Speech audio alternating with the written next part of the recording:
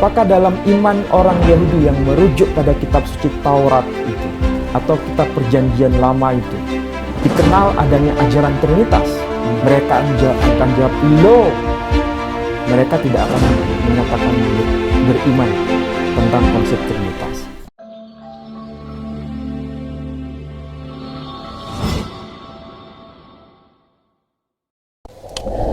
B'Shem Adonai Harahaman Harahum Hadahillah Ledonai Rabban Ha'alamin Harahaman Harahum Molech Yom Haddin Otcha Abedim Ubcha Mistayim. Assalamualaikum warahmatullahi wabarakatuh. Kita ketemu lagi ya, pemirsa pecinta Kristologi bersama Mu'alaf Center Hagia Sophia, masih dengan Ustadz Menahem Ali ya. Kita akan mendapatkan penjelasan ya. Secara umum kan di dunia ini ya ada 3 agama besar ya. Yang tertua, dianggap tertua itu adalah Yahudi, kemudian Nasrani atau Kristen, baik Katolik maupun Protestan, dan Islam ya. Ini secara umum anggapan seperti itu. Untuk naskah dari Perjanjian Lama atau itu bukunya Yahudi, ini masih ada aslinya dalam bahasa Ibrani ya. Sedangkan untuk yang Nasrani ini sebenarnya nggak punya naskah. Cerita tentang Yesus dalam bahasanya Yesus juga nggak ada naskahnya. Cerita tentang Paulus dalam bahasanya Paulus juga nggak ada. Yang Kristen ini adanya dalam bahasa Yunani ya. Kemudian yang ketiga, Islam ini memang firman itu masih asli, firman dari Allah Subhanahu wa Ta'ala, dari Tuhan, yang disampaikan kepada Nabi Muhammad melalui malaikat Jibril atau Roh Kudus, itu masih asli dalam bahasa Arab ya. Jadi dari ketiga Yahudi ini masih ada naskahnya, Kristen nggak ada naskahnya, dan Islam ini masih ada naskahnya sampai sekarang, dan banyak penghafal-penghafal Al-Quran. Baik, kita akan dengarkan dari beliau ya, yang mempelajari bahasa Ibrani, bahasa-bahasa yang lain itu dengan detail, by data, bahasanya begitu. Kita dengarkan tentang ketauhidan, tentang ketuhanan.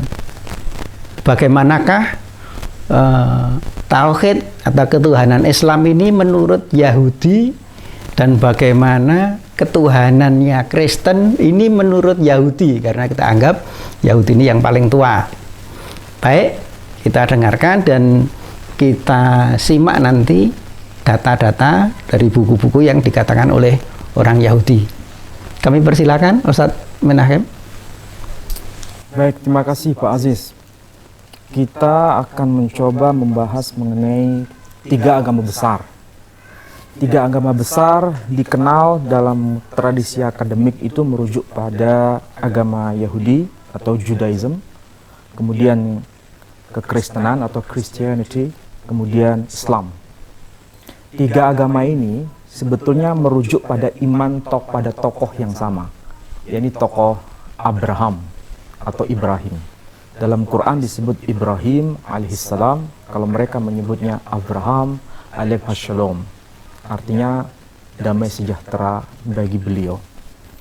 Dalam tradisi akademik juga, 3 agama itu dikenal dengan sebutan Abrahamic religions, agama-agama Ibrahimiyah, dan sama-sama mengklaim bahwa Ibrahim itu tokoh yang paling dianggap penting dalam 3 tradisi agama itu. Makanya nama Ibrahim muncul dalam 3 kitab suci, baik itu Khamisha Khumshi Torah, kitabnya orang Yahudi, kemudian dalam Bible, kitabnya orang Nasrani, dan dalam Quran, yakni kitabnya umat Islam. Tokoh yang bernama Ibrahim atau Abraham itu muncul dalam 3 kitab suci yang beda. Tapi persoalannya, Yahudi dengan Kristen, ataupun Yahudi dengan Islam, ataupun Nasrani dengan Islam, itu konteks hubungannya seperti apa? Kalau dikatakan bahwa agama Nasrani lebih dekat dengan Yahudi dibanding agama Yahudi dekat dengan Islam, ini apakah betul atau keliru kesimpulan seperti ini? Kebanyakan orang menganggap bahwa Nasrani lebih dekat dengan Yahudi karena Tuhannya sama-sama Yahweh begitu. Katanya begitu. Sedangkan Islam Tuhannya beda. Tuhan bangsa Arab beda dengan Tuhan bangsa Israel. Dengan alasan seperti itu. Dan itu yang muncul di dunia maya ataupun dunia nyata. Realnya gimana ini? Kalau saya ditanya seperti itu, saya akan jawab berbasis pada data. Ini kebetulan data-data yang saya ingin suguhkan kepada pemirsa, bahwa sebenarnya hubungan antara Yahudi dengan Islam itu lebih dekat dibanding hubungan antara Yahudi dengan Kristen. Apa dasarnya? Dasarnya antara Islam dengan Yahudi itu sama-sama menganut iman tauhid yang betul-betul murni, monoteisme murni. Percaya pada Tuhan yang satu dan tidak percaya mengenai konsep Trinitas. Jadi kalau kita bertanya kepada orang Yahudi, apakah dalam iman orang Yahudi yang merujuk pada kitab suci Taurat itu, atau kitab perjanjian lama itu, dikenal adanya ajaran Trinitas, mereka akan jawab, "Loh, mereka tidak akan menyatakan beriman tentang konsep Trinitas." Begitu juga Muslim. Tidak. Tidak. Kalau bahasa Arab lah ya. Lah. Jadi mereka mengatakan, tidak, kami tidak percaya adanya Trinitas. Iman agama Yahudi merujuk pada iman yang sama seperti ajaran Islam, yang itu rujukannya kepada imannya Ismail, sama. Jadi imannya Ishak dengan imannya Ismail itu mewarisi imannya Ibrahim. Baik. Nanti saya akan buktikan. Nah, mengenai Trinitas itu ajaran yang khas dalam ajaran Nasrani. Kenapa bisa beda dengan Yahudi maupun Islam? Saya tidak ikut campur mengenai itu. Karena itu urusan agama lain. Tapi yang jelas bahwa agama Yahudi dengan Islam itu sangat begitu dekat. Dan yang paling fundamental adalah mengenai ajaran tauhid itu. Kalau kita bertanya, apa yang menjadi dasar pondasi dari ajaran Yahudi, itu adalah Shema. Shema itu artinya dengarlah. Shema Israel Adonai Eloheinu Adonai Echad. Itu termaktub dalam Khamisah Khumsah Torah, khususnya Sefer Devarim. Disebutkan mengenai Shema Israel, dengarlah wahai orang Israel, Adonai Eloheinu, Allah Tuhan kita, Adonai Echad. Allah itu Echad. Echad, kalau bahasa Arabnya Ahad, itu terwakili dalam iman Islam, dalam surah Al-Ikhlas misalnya, Qul huwallahu ahad. Tidak ada bentuk, tidak boleh dibentuk, tidak boleh diimajinasi dalam bentuk gambar maupun dalam bentuk patung. Itu sepakat antara Yahudi dengan Islam. Makanya kalau kita pernah pergi ke Israel sana misalnya, di situ ada kota yang namanya kota Hebron. Kota Hebron itu, di situ ada masjid sekaligus di situ terdapat makamnya Ibrahim. Makam, kuburan kalau bahasa kita. Tapi di situ fungsinya sebagai masjid juga sekaligus sebagai sinagog. Kalau sinagog itu berarti tempat ibadah orang Yahudi. Yang satu menyebut nama Ibrahim, yang satu menyebut nama Abraham. Nah, melantunkan tauhid yang sama. Misalnya kalau mereka membaca lantunan kitab Taurat itu ketika berada di sinagog. Itu membaca Shema Yisrael Adonai Eloheinu Adonai Echad Avenu Avraham Elohe Avotenu Elohe Avraham Velohe Yitzhak Velohe Yaakov. Itu selalu dibaca. Jadi Tuhannya bapak-bapak kami. Siapa bapak-bapak kami yang dimaksud? Abraham, Yitzhak, Yakub. Ibrahim, Ishak, dan Yakub. Itu yang diajarkan. Nah, sementara kalau yang Muslim ketika sholat membaca tahiyat, Allahumma salli ala Muhammad wa ali Muhammad kama sallaita ala Ibrahim wa ali Ibrahim. Namanya sama-sama disebut. Jadi secara tauhid tidak ada beda sama sekali. Jadi tidak ada mengenal unsur Tuhan Bapa, Tuhan Anak, Tuhan Roh Kudus, atau Allah Al-Ab, Ibnullah, Ruhul Kudus, tidak dikenal. Mungkin nanti di kesempatan lain Ustadz ya, ini kita bahas adanya ayat sisipan dalam Bible yang itu dulunya adalah footnote, tetapi kemudian pada penerbitan berikutnya dia menjadi bagian dari ayat itu, dan itulah trinitasnya di situ. Ya, itu mungkin dari versi yang lain ya. Ya, dari pada sisi yang lain kita bahas itu, tetapi dari sisi ketuhanan tadi sudah disebutkan bahwa Yahudi itu menyembah Tuhannya Ibrahim, Tuhannya Ismail, Tuhannya Ishak. Ya. Sama sebagaimana kita menyembah kepada Allah, yang itu Allah itu adalah Tuhannya Ibrahim, Tuhannya Ismail, Tuhannya Ishak, ya, gitu kan. Ya, betul. Beda dengan Kristen yang terus muncul Trinitas, yang sebenarnya itu dari dokumen pemalsuan Alkitab ini, buku karangannya Bapak Mulyadi, ini adalah footnote yang akhirnya dijadikan ayat. Trinitas itu sendiri. Nanti di sesi lain kami akan minta keterangan Ustadz lebih panjang. Ya, itu insya Allah di sesi yang lain. Jadi pada dasarnya antara tauhid Yahudi dengan tauhid agama Islam itu sama. Lebih dekat ya? Ya, mereka memandang bahwa umat Islam itu ajaran yang betul, tapi bukan bagian dari syariat Yahudi. Itu adalah syariat umat untuk Bani Ismail. Bani Ismail ya? Ya. Sementara kita melihat Yahudi itu tauhidnya betul sama seperti Islam, cuma kiblatnya di Yerusalem, bukan kiblat di Mekah. Nah, dalam konteks ini saya akan bahas dalam Quran sebanding dengan apa yang dibahas dalam kitab orang-orang Yahudi sendiri. Dalam Quran itu misalnya surah Al-Baqarah, ayat 127. Nah, itu ada ayat yang sangat penting. Di situ ada ayat Bismillahirrahmanirrahim. Wa idh yarfa'u Ibrahimul qawa'ida minal baiti wa Ismail. Dan ingatlah tatkala Ibrahim mendirikan pondasi rumah Allah. Al-Bait itu artinya rumah itu. Tapi rumah itu yang dimaksud adalah rumah yang ada di mana? Rumah yang ada di Mekah. Bersama siapa Ibrahim membangun rumah yang ada di Mekah itu yang disebut Al-Bait wa Ismail, bersama Ismail. Kemudian Rabbana taqabbal minna innaka antas samiul alim. Wahai ya Rabb, ya Tuhan kami, terimalah apa yang kami lakukan ini, sesungguhnya Engkau Maha Sami', Maha mendengar, lagi Maha mengetahui. Ini ayat penting karena apa? Ibrahim membangun pondasi rumah Allah bersama sang putra yang bernama Ismail, yang arti namanya itu secara bahasa Shema, artinya dia telah mendengar, Il artinya Tuhan. Jadi Tuhan Allah telah mendengar. Itu ucap itu apa yang dilakukan dalam tindakan Ibrahim. Sementara dia berucap menggunakan istilah yang mirip seperti sang putra yang bernama Ismail. Apa yang dikatakan Rabbana taqabbal minna innaka antas samiul alim. Ya Rabb, sesungguhnya ya Rabb, terimalah apa yang kami lakukan, sesungguhnya Engkau Maha Sami', Maha mendengar, lagi Maha mengetahui. Jadi secara redaksional dia mengajak putranya Ismail, secara bahasa dia menggunakan nama yang mirip seperti nama sang putra, Antas Sami', Engkau Maha mendengar, lagi Maha mengetahui. Nah, ini konteksnya Al-Bait.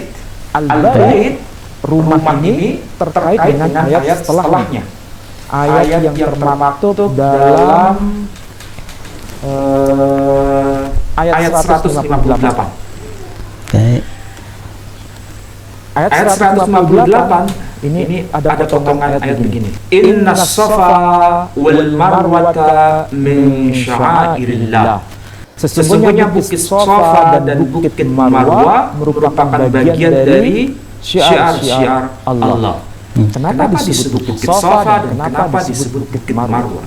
Apa maksud dari Bukit Sofa dan Bukit Marwah? Terkait dengan tokoh yang bernama siapa ini? Ternyata ini Bukit Sofa dan Bukit Marwah terkait dengan tokoh perempuan yang bernama Hajar. Jadi Hajar itu siapa? Istrinya Ibrahim. Istrinya Abraham. Hajar itu siapa? Ibunya Ismail. Ismail itu siapa? Anaknya Hajar. Ismail itu siapa? Anaknya Ibrahim. Jadi ini terkait dengan keluarga suci sebetulnya. Ibrahim, Ismail, dan Hajar.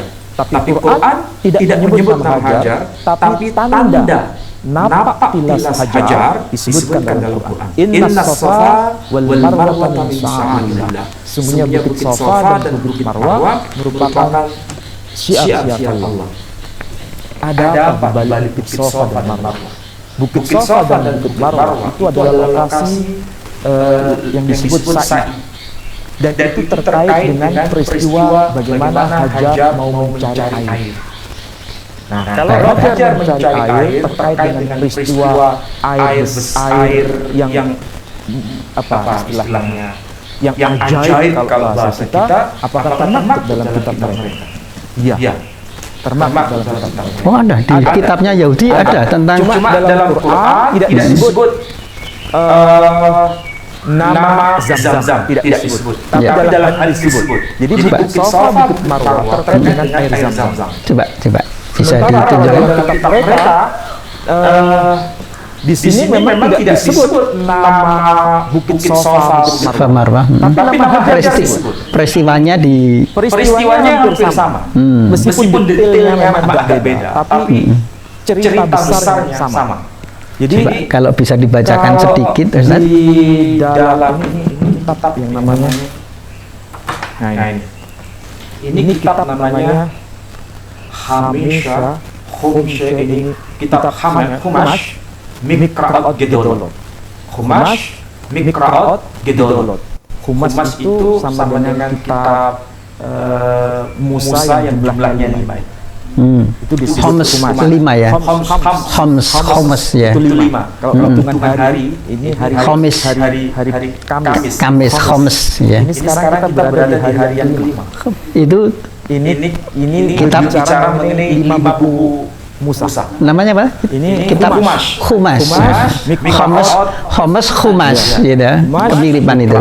Gedolot ya. Oke. Tapi ini khusus bicara mengenai Sefer Bereshit. Sefer Bereshit itu Sefer yang berkaitan dengan kitab Kejadian.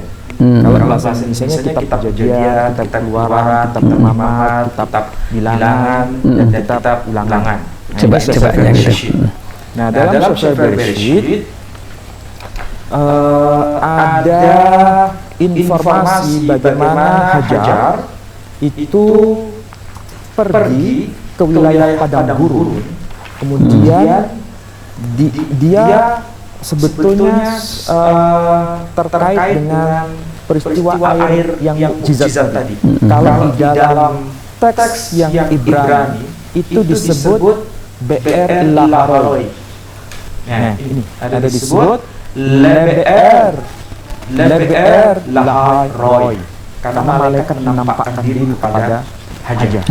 Nah, Be'er Laharoi. Jadi tempat itu disebut sumurnya Be'er dalam bahasa Arab, Bi'er dalam bahasa Indonesia Be'er. Nah, di sini tertulis Be'er Laharoi.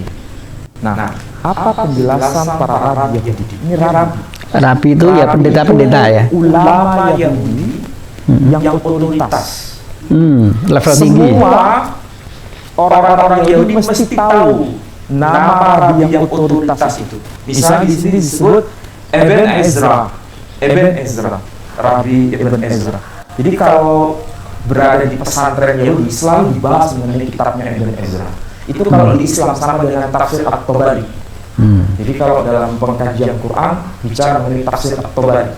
Kalau dalam pengkajian Torah, orang Yahudi pakai tafsirnya Ibn Ezra. Itu tafsir yang amat otoritas. Nah, bagaimana penjelasan beliau?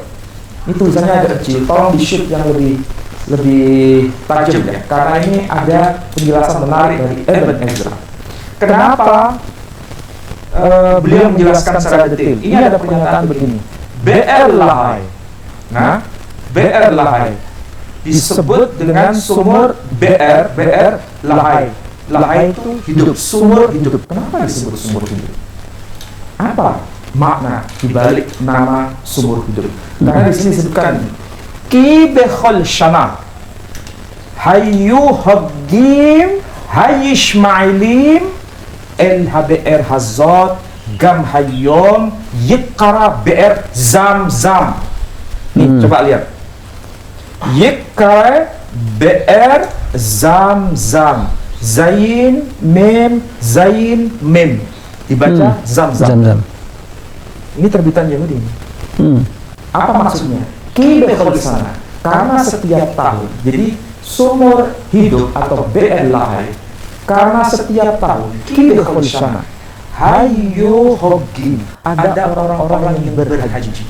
Hogim, ada orang-orang yang berhaji. Hai Ismailim, mereka ini menganut imannya Ismail.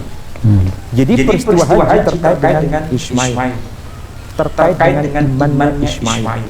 Dan ini dikaitkan dengan BR Lahai, sumur hidup. LHBR Hazot, mereka orang-orang yang berhaji menganut imannya Ismail itu menuju ke sumur itu. Sumur itu apa maksudnya? HBR Hazot, BR Lahai, sumur hidup.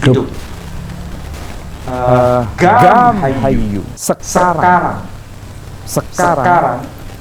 Yikare disebut BR Zam. Jadi sumur yang disebut BR Lahai itu maksudnya sama dengan sumur Zam. Dan itu terkait dengan ibadah haji, dan itu terkait dengan imannya orang Ismail. Ini bukunya kitab Tauhid sendiri. Terbitan mana? Ini saya tunjukkan. Ini terbitan. Tuh, terbitan printed in United States of America. Ini ada tulisan Inggrisnya ya. Inggrisnya. Nah ini. Ini ada tulisan copyright 2014. Terbitan mana? Meshora Publication Ltd. Brooklyn, New York. Jadi ini yang Rabi Yahudi tadi hidup tahun berapa ini? Ini masih hidup atau itu kerangan dulu? Sudah lama. Artinya ini ditulis oleh rabi yang otoritatif yang menjadi bagian dari kitab Mikra Gedolot ini. Ini satu contoh. Jadi artinya Rabi Yahudi itu sendiri mengakui kebenaran syariat haji disertai dengan dengan jam-jamnya gitu ya. Nah, kemudian tadi kita kembali kepada topik bahwa ketauhidan yang ada dalam Islam itu menurut Yahudi itu benar ya, dari jalurnya Ismail gitu ya, itu benar. Nah, sekarang mungkin perlu dijelaskan juga tentang Trinitas menurut Yahudi, kan itu kan. Tadi kan ketauhidan Islam, sekarang kita bandingkan dengan menurut Yahudi Trinitas itu bagaimana? Apakah ada dalam kitab yang ada di kitab Yahudi komentar tentang Trinitas, atau bagaimana tentang ayat-ayat yang di Torah ya, yang dicomot oleh Kristen dan diartikan dengan kepentingan Kristen? Ada nggak komentar dari itu? Kalau di kitab Perjanjian Lama atau khususnya Sefer Bereshit, ini ada satu dokumen, tapi nggak saya bawa. Tapi yang versi yang ini kayaknya ada penyebutan mengenai itu. Tentang Trinitas itu? Justru tidak dikaitkan dengan Trinitas, tapi oleh orang Nasrani dikaitkan dengan Trinitas. Nah, sebentar. Itu khususnya Sefer Bereshit. Sefer Bereshit itu kitab Kejadian pasal 1 ayat 1. Nah, jadi kalau dibaca Bereshit bara Elohim et hashamayim, Bereshit pada mulanya bara telah mencipta Elohim. Biasanya Elohim itu diartikan jamak, tapi jamak kebesaran. Jamak kebesaran itu maksudnya merujuk pada satu person tapi diagungkan. Seperti Allahumma itu ya. Saya kira kurang tepat. Kurang Kalau tepat, dalam ya. bahasa Arab sama dengan Allah ini, Elohim disepadankan dengan Allah, Elohim. Tapi ini tidak ada kaitan dengan Trinitas sebetulnya. Meskipun itu bentuknya jamak, tapi sebetulnya itu merujuk pada satu person, bukan merujuk pada 3 person. Karena kata kerja yang mendampingi itu istilahnya bara, dia telah mencipta. Jadi 1, bukan 2, bukan 3. Meskipun disebut Elohim, tapi kata kerjanya bara, 1. Jadi Bereshit bara Elohim et Hashemayim, pada mulanya Allah telah mencipta Hashemayim wa et haaretz, ada dalam lanjutannya sebentar. Wa et haaretz, dan juga bumi. Wa haaretz hayatatuhu wa ruhu. Kemudian wa khoshem alfenei tehom wa ruah Elohim merafat alfenei halimayim wa ruah Elohim. Wa ruah Elohim kalau terjemahan bahasa Indonesia diartikan roh Allah, seakan-akan itu adalah pribadi Tuhan. Tapi bagaimana menurut orang ini? Wa ruah Elohim itu dijelaskan oleh Rashi, disebut sebagai Kishe Hatavot. Kishe Hatavot itu apa? Kursi keagungan, kursi kemuliaan. Jadi kalau diterjemahkan kursi kemuliaan, kalau kita sama dengan ayat kursi itu, artinya kan sebagai tahta ilahi. Kalau tahta ilahi itu bukan pribadi Tuhan, itu ciptaan Tuhan. Jadi kalau disebut ruah Elohim merafat alfanei hamayim, kursi kebesaran Tuhan, kursi kemuliaan Tuhan berada di atas air, itu kan sama dengan Quran sebetulnya. Ya. Jadi nggak ada kaitan dengan Trinitas di sini. Jadi orang Yahudi pemahamannya beda dengan pemahaman Kristen yang mengartikan ruah Elohim, roh Allah diartikan sebagai pribadi Tuhan yang ketiga. Jadi memang sejak awalnya ini agama Yahudi itu tidak mengenal tentang Trinitas ya. Tetapi oleh Kristen ada ayat-ayat yang diambil dari sana dan yang ditafsirkan sebagai Trinitas gitu. Jadi ini gimana orang Yahudi gimana menghadapi seperti itu? Ya. Apa dibiarkan saja atau ya? Sebetulnya orang Yahudi ya marah dalam tanda kutip karena mencomot kitab suci Yahudi, tapi ditafsirkan tidak sesuai dengan dokumen-dokumen Yahudi. Oh, ya secara etika memang kalau kita mengambil ayat dari sebuah buku misalnya gitu ya, itu tentu harus ditafsirkan sesuai dengan penulis buku itu sendiri. Iya. Tidak boleh. Dan mestinya Kristen nggak boleh mengambil ayat-ayat Yahudi yang disebut dalam Perjanjian Lama, ya. Bahkan kemungkinan orang Yahudi juga nggak setuju kalau itu disebut Perjanjian Lama. memang orang Yahudi tidak merasa nyaman kalau kitab sucinya disebut Lama, Old Testament, Perjanjian Lama, karena itu penghinaan. Sudah nggak berlaku kan itu kan? Artinya dianggap sudah tidak berlaku, dianggap sebagai kitab yang sudah out of date. Makanya ada New Testament, New Testament, kitab perjanjian baru.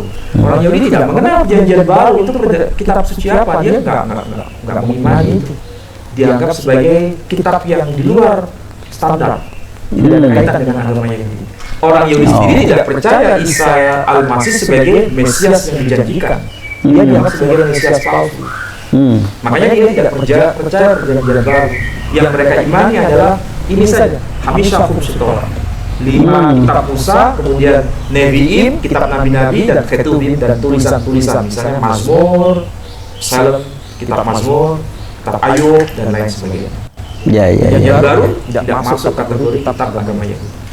Jadi secara teks tidak ada yang membicarakan soal Trinitas, betul. Cuma ditafsirkan Trinitas oleh kaum Yahudi. Oleh kaum Nasrani. Yahudi tidak memahami konsep itu merujuk pada Trinitas. Baik. Jadi kesimpulannya, secara tauhid antara Islam dengan Yahudi itu sama. Satu.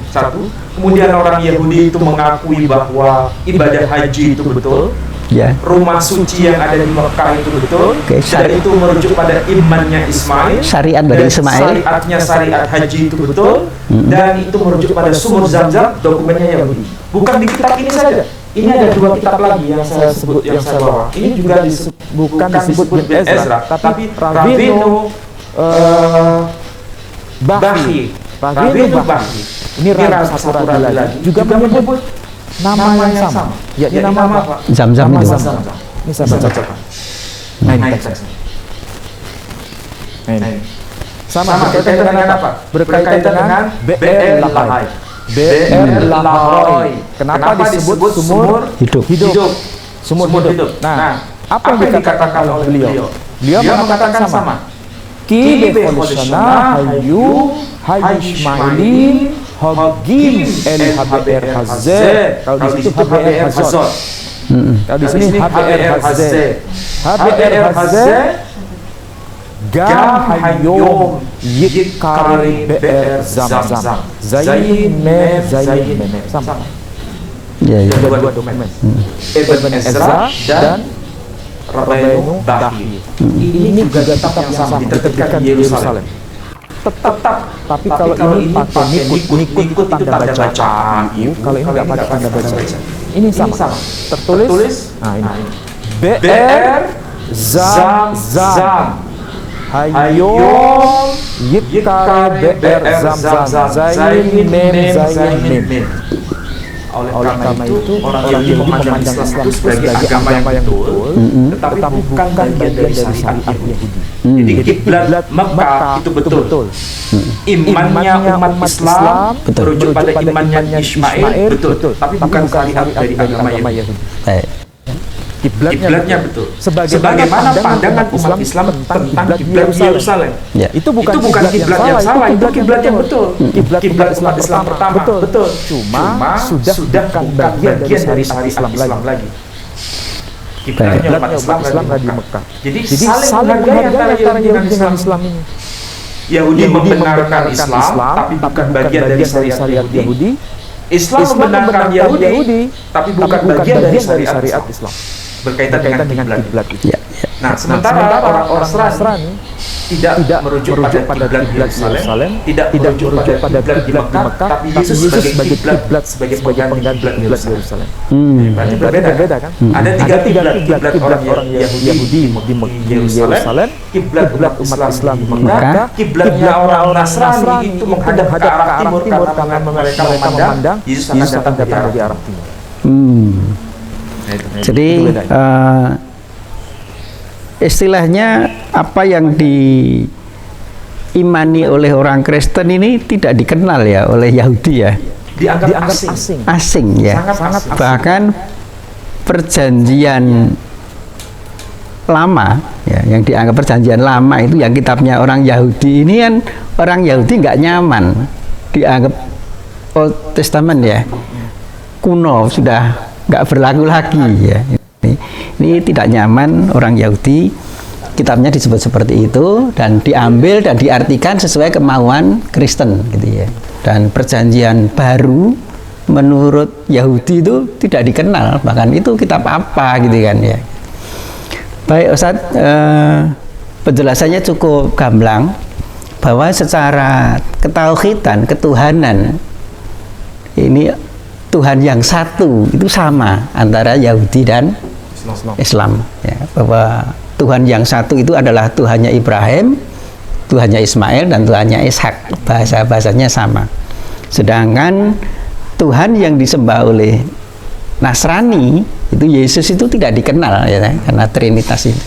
Dan nanti kita akan bahas bahwa Trinitas itu sebenarnya kalau dari apa yang saya baca dari bukunya Bapak Mul ya, Pak Mulyadi ini, dokumen pemalsuan Alkitab, bahwa Trinitas itu adalah semula adalah footnote ya, kemudian naik menjadi pasal dan ayat di situ. Nanti lain kali kita minta keterangannya. Baik, pemirsa pecinta Kristologi, demikian penjelasan dari Ustadz Menachem Ali. Semoga sedikit kesimpulan yang di ujung acara ini dari yang saya sampaikan tidak salah, dan kalau akan terjadi kesalahan-kesalahan akan kita revisi pada siaran-siaran berikutnya. Baik, dari kami menyampaikan selamat atas penambahan ilmu-ilmu ini. Kurang lebihnya kami mohon maaf. Assalamualaikum warahmatullahi wabarakatuh.